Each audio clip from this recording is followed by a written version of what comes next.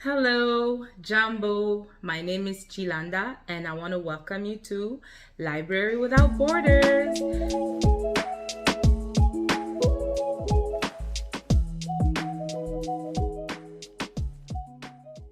Today's video, I will be introducing my TBR for the month of January. Yes, I know it's the 21st, and I'm doing this late just because, well, why not? So, without further ado, let me introduce you my collection of books. I'm everywhere, guys. So, my first book on my TBR is Kennedy Ryan. Yay! Finally, I know. Finally, okay? All right, guys. I mean, you already know about this book. Everyone is talking about it, or everyone talked about it. I'm a little bit late in the game, but you know what? When it comes to books, it's never too late. It never goes out of season, right? So you can read a book that was literally written 100 years and it could still be relevant, right? So let me just read you a little synopsis of this book. Their love was supposed to last forever. But when life delivered blow after devastating blow, Yasmin and Josiah Wade found that love alone couldn't solve or save everything. It couldn't save their marriage. Yasmin wasn't prepared for how her life fell apart, but she's finally starting to find joy again. She and Josiah have found a new rhythm, co-parenting their 2 kids and running a thriving business together. Yet, like magnets, they're always drawn back to each other. And now, they're beginning to wonder if they're truly ready to let go of everything they once had. Soon, one stolen kiss leads to another, and then more. It's hot. It's illicit. It's all good until old wounds reopen. Is it too late for them to find forever? Or could it even be better the second time around? Wow. Yeah. I guess one of those second chance romance. Okay. I can't wait to dive into this book. All right. The next book on my TBR is 7 Days in June. I know we're no June here.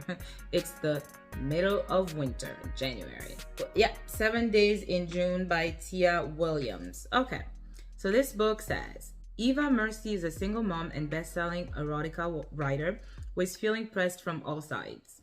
Shane Hall is a reclusive, award-winning novelist who, to everyone's surprise, shows up in New York. When Shane and Eva meet unexpectedly at a black literary event, sparks fly.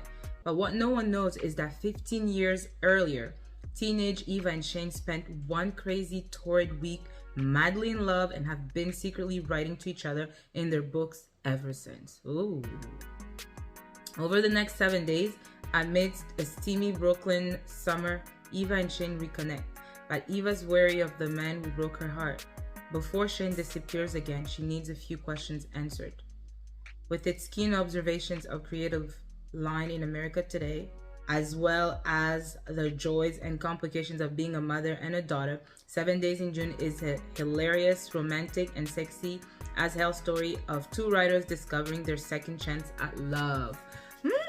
Okay. Sounds interesting. A little bit. Yeah, it's up my alley. Why not? Okay.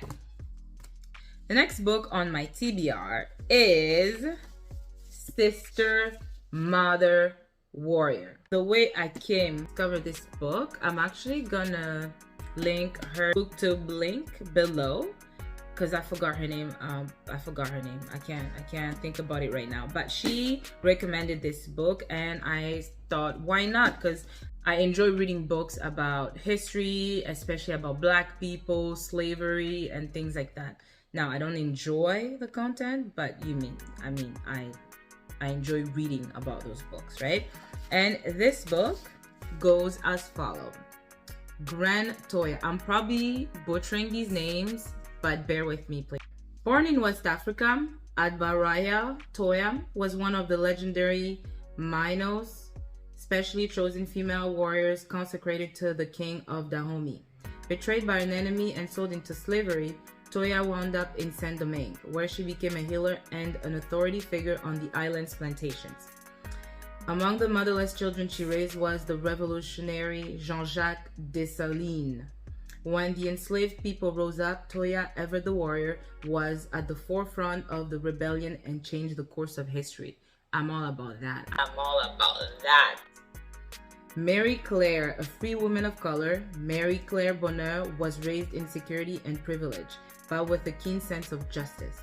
Falling in love with Jean-Jacques Dessalines was never the plan, yet their paths continued to cross and intertwine, drawing her into the heart of battle.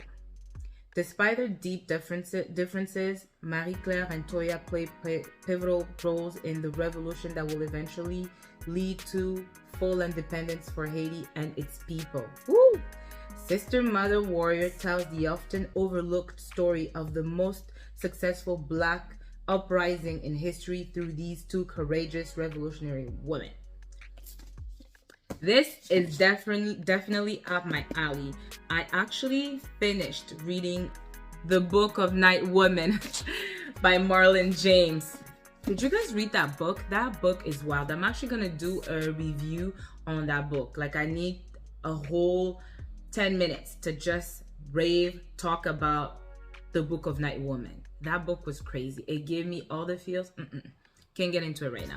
But yes, I'm excited to read about these warriors, definitely. Yay, Haiti! All right, and my next one is actually by Viola Davis, Finding Me. I actually finished reading this book, and I'm actually gonna do a separate review for this book. We need to talk about this book. I loved it. I felt all kinds of emotions reading her memoir, so I'm gonna talk a little bit more about it in a different video dedicated to her.